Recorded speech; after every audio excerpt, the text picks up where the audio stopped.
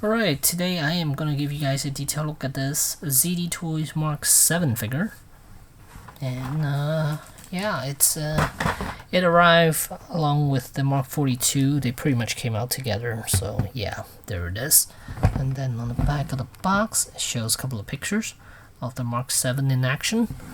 And when you open this box up, it's like a door, and then you see this panel right here which has the Mark 7, and then on the back here shows the base, how you attach it, and then inside you'll see the Mark 7, and then underneath that, the other tray, you'll have the accessories. So let's get the accessories out, show you guys real quick what they look like. Just a bunch of hands. It's pretty much identical to all the other Iron Man that's been released. And here you can see two sets of repulsor blast hands. One set has filled in and one set has holes in them for the effect pieces, and then a pair of relaxed hands, and that's it. And here we have the Mark 7 outside of packaging. Really nice looking figure. The paint job on it is quite nice. It's a little darker, it's not that bright red that it has with all the Hasbro Iron Man.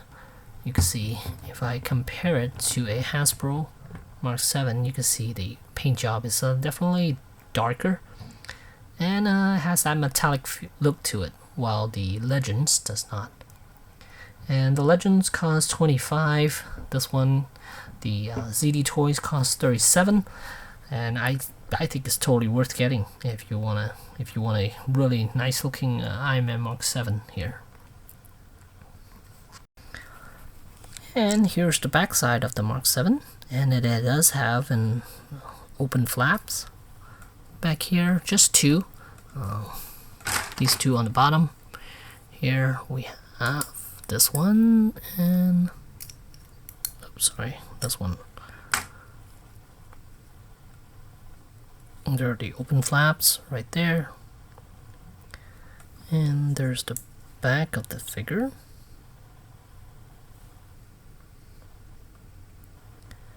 And let's go for articulation.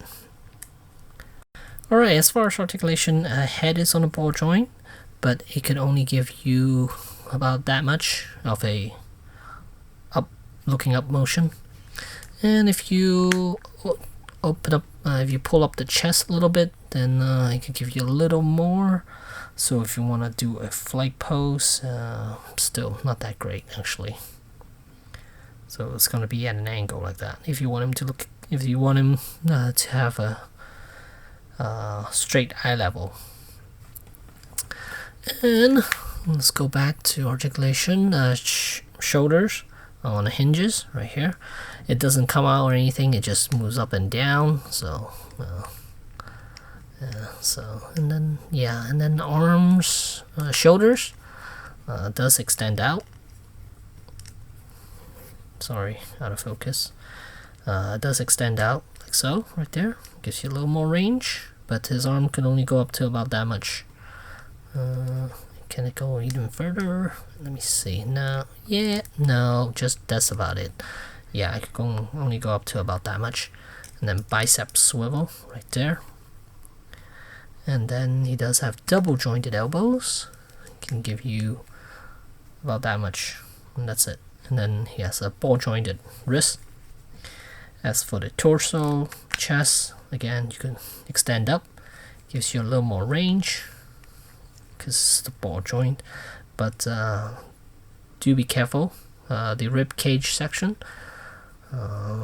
if you aren't careful, it might rub off some of the paint from the abdominal section, so you just gotta be a little careful how you wanna set his body to move. Range of motion wise, yeah, it does hinder a little bit down here, so you gotta be careful. Once those paint rubbed off, it's not gonna look that good. As for the legs, they do lowered to about that much, not a whole lot. I mean a little bit. And then thigh swivel right there. Knees could bend about that much.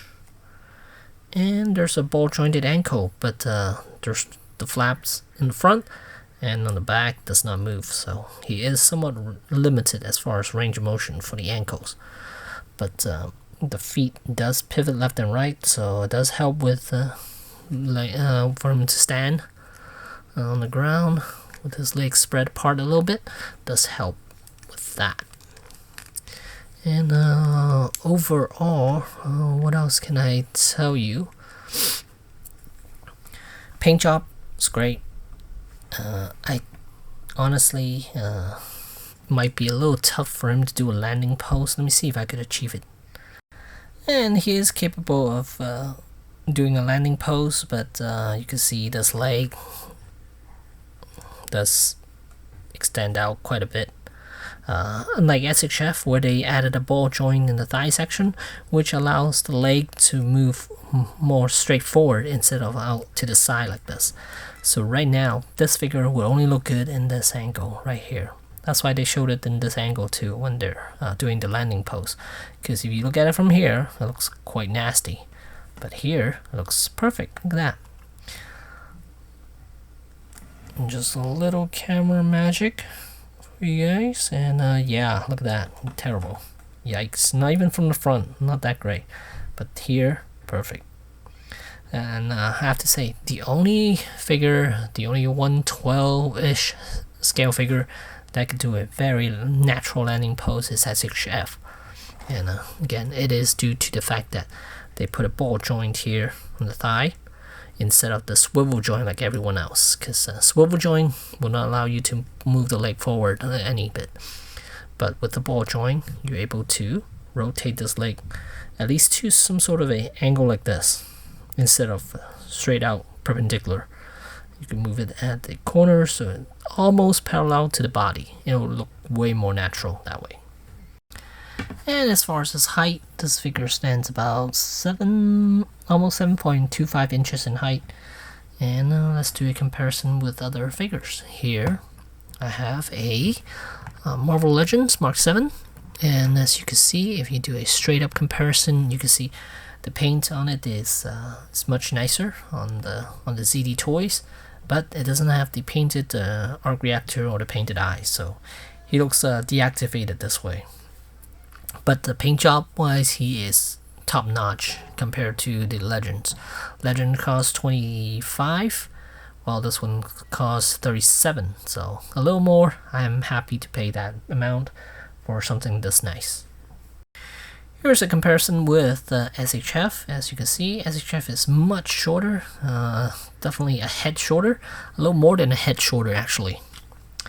And then next up we have Comic Cave Mark 43, and that is very similar to SHF. So he's also a head shorter, a little more than a head shorter than the ZD toys.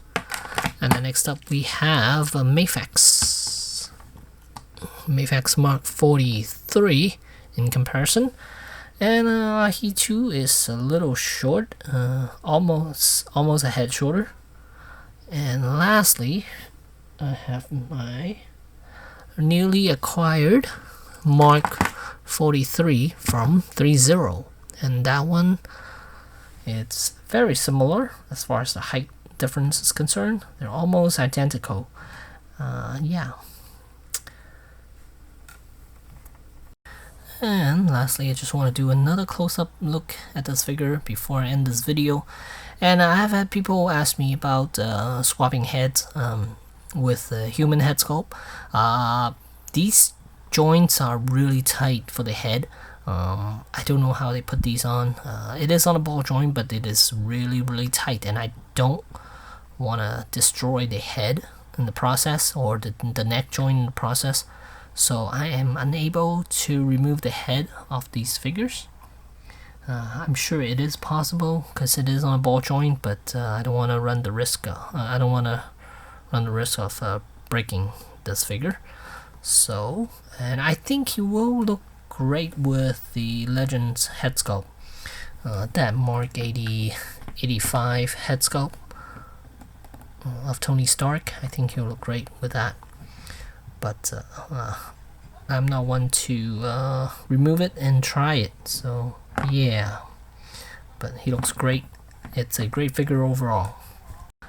So at the end of the day, I would recommend getting this guy, but it is not a US release property. You will have to get it either off eBay or other online retailer based in Asia. Those would be the places to get them. And for $37 shipped, I'm all for it. I think it's totally worth getting. The paint job alone is quite nice. So yeah, that's what sold me on these ZD toys. So yeah, just look at that, really pretty. And the lines are painted nicely too. I mean, there's no bleeding or anything like that. So I think QC did a fantastic job.